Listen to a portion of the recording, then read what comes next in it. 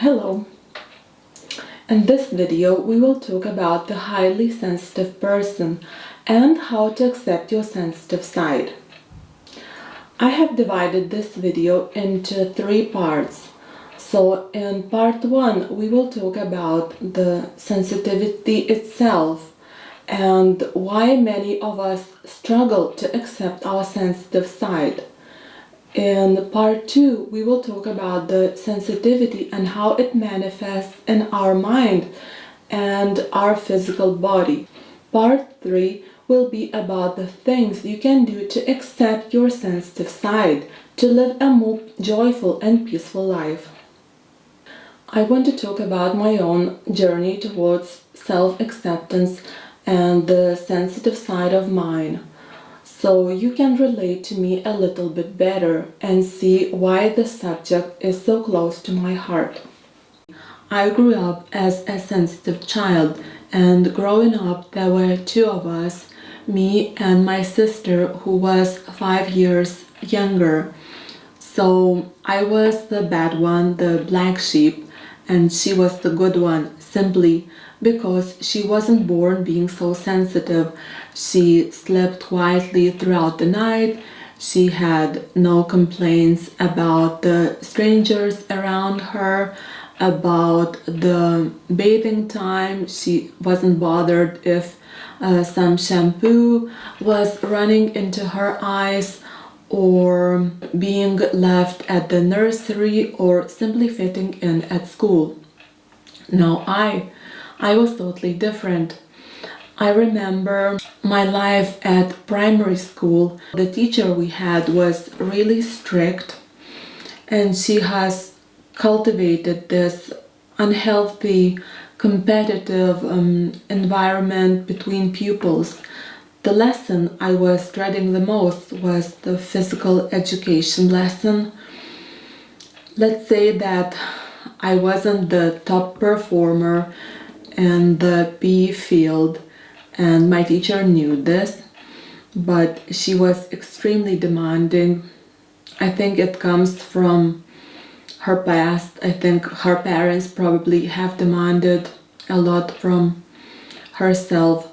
So there was one thing that was extremely upsetting in my own experience, is that during some of the PE lessons, she would make me do the same task in front of everyone, and obviously I wouldn't be able to choose if I was going to do it successfully or not. So as the time went by, I developed these unexplained pains in my stomach, and before every PE lesson I would feel totally sick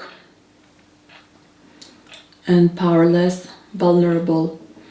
I would come back home and express my own feelings, the frustration, the sadness. There were tantrums, there were crying, and so on. My parents obviously weren't informed enough how to deal with a sensitive child, and that sometimes for people like us the surrounding environment may be quite challenging, and that we accept other people's energy like ours, and we work like a sponge.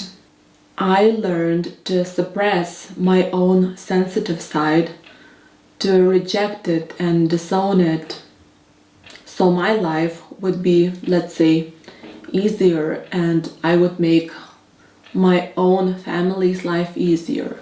But it never works, and it didn't work for me. It was like a defensive mechanism to protect me from the outside environment. A few years ago, I was forced to look back at my own life, and also to look at the present, to evaluate how unhappy I was in my given circumstances, and that I wasn't fulfilling myself. I wasn't authentic towards me and others. Spiritual awakening is never easy. You're forced to face the parts of yourself that you don't really want to face. And you never know where to start, as it seems so overwhelming. After some research, I found this health and mind coach to get me started. He gave me this test which is supposed to establish my own personality. When the results came, he told me that he was quite surprised that my personality type was pretty rare and that I was supposed to fall into the 1% of the population, as I perceive and feel things differently than other people. So I was so happy to think that I found someone who finally can understand me and guide me towards self-acceptance and self-love. Think again. It would be too easy, right? It would be. So after I thought this, he said, but there is one thing we have to change about you, and that is your sensitive side. As long as you are so sensitive to everything around you, you will not lead a happy life. So you need to change yourself. And then I thought, well, that can't be right. The God or the universe makes no mistakes. If I'm being born this way, then I need to learn how to accept it and to use it towards the good, as the sensitive side has its own benefits, not only the disadvantages. And us being sensitive people, we feel things around us and other people's emotions on a greater level. We are compassionate, we are caring, so why on earth would we want to suppress this side? The way we are raised, the society has a huge impact on the way we fully accept ourselves, the positive sides and the negative sides.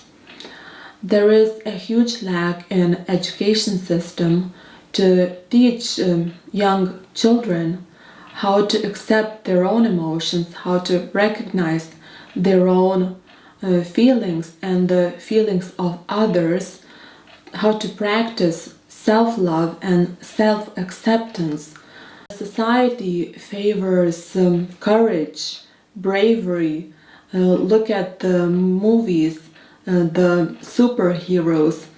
Well, personally, I haven't seen a superhero who lost the fight and went to the corner of the room to recharge himself, to drain his negative emotions by shedding a tear. Not happening, right? So being extremely strong, resilient, and almost like an Iron Man comes from old times when we had to go into the woods and fight bears to survive. But the conditions and the living environment has changed totally. So what has served us in the past only limits us in the present. Let's have a look at the symptoms and the way sensitivity manifests in our conscious mind and the physical body. And before talking about the symptoms, I want to emphasize the holistic approach. So the mind and the body should be viewed as one. Things that have influence on our conscious self have a strong impact on our physical self. Let's take the mind first. Sensitive people have big issues, and I'm telling that from my own experience, living in the present moment. So there are two scenarios I want to distinguish. We either live in the past or the future. So the way we do it is, let's say, future is by trying to defend ourselves. We try to predict every possible outcome of the future event. We try even to plan things in advance, so much so that we talk in our heads. And I know you've done it, I've done it. How you will talk to a colleague at work that you don't like, how you will respond to a certain situation. We plan too much and leave too little to the universe or the God. We want to be in control to avoid the overwhelming emotions such as an anxiety or feeling vulnerable, feeling misunderstood, being the black sheep. The other way we get stuck into overthinking is by revisiting the past scenarios, like let's say I've gone red during the business meeting and everybody noticed, or I have mixed up my lines during the presentation, or I simply tripped at the store and everyone was looking at me. What were they thinking? There is so much judgment towards ourselves and so little acceptance. We must practice more self-compassion and self-understanding, and I know it's difficult if you have been told the contrary thing all of your life, but now you are in charge. You are the creator of your emotions. We cannot choose every single situation in our lives, but what we can do is we can decide how we are going to react towards every situation. Let's have a look at the body now.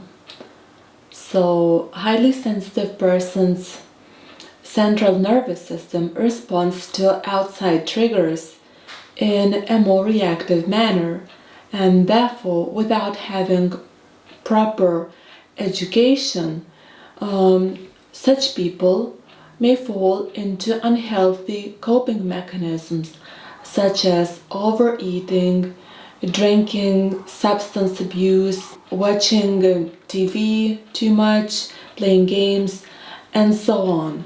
From 1996 to 2008, University of Chicago scientists have carried out a 12-year study linking cancer-related mortality, unhealthy coping behaviors, heart diseases, and emotional suppression. Everything in our body is energy. If we suppress one system, then the symptoms will come to the surface from another one. Now, once we know more about the sensitivity, what can we actually do to accept our sensitive side? The most important thing that you should be doing is validating your sensitive self and your feelings. So if in your childhood and in your close environment you were always told that expressing your feelings or perceiving the environment the way you were perceiving wasn't acceptable, you should be doing the inner reparenting work and telling yourself that it's okay to feel, it's okay to sometimes be overwhelmed, not to be happy all the time. Learn to establish which emotions are not actually yours. There may be emotions over the day that you have picked up from other people. Another thing that helps me a lot after a stressful day or once I feel that there is a wave of overwhelming emotions coming close, is to journal. So the way I do it is I sit down and allow myself to feel, to validate, and then ask myself, where is this feeling coming from? What is the cause of this feeling? Is it triggered by a person, or is it triggered by a past event? Perhaps a certain situation has reminded me of the childhood traumas or the things I haven't fully accepted within myself. Meditation and grounding helps a lot once you are feeling out of balance. Also, I recommend spending a lot of time near water, as water rebalances your negative and positive energy. So you can swim in the water, walk next to the river, just try it. You will feel so much calmer. I would like to stress once again that you are not a mistake, and your sensitivity is not a mistake. And remember, it is always easier to get through difficult and challenging situations in life with self-acceptance and compassion.